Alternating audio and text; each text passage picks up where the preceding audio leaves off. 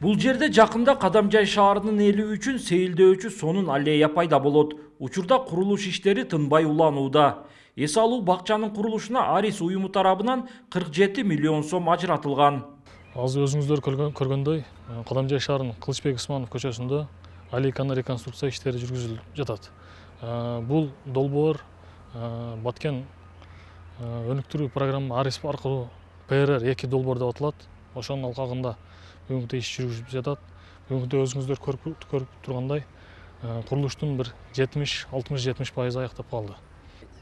Курулуштун аякташы долбоор боюнча октябрь 25 деп турат. Буйруса 25-тин 31 август эгемендик күнүнө карата пландаштырып атабыз.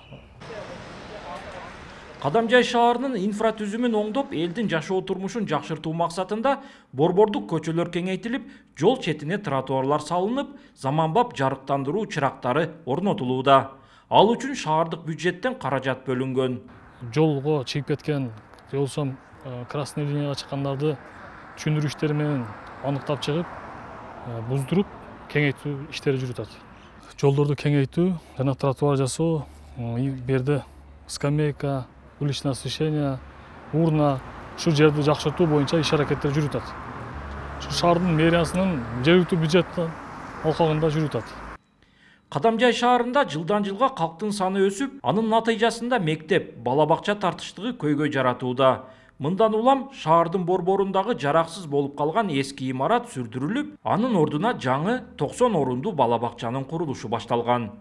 Шаар тургундары бала бакча тезирээк ачылса деп чыдамсыздык менен күтүп турушат.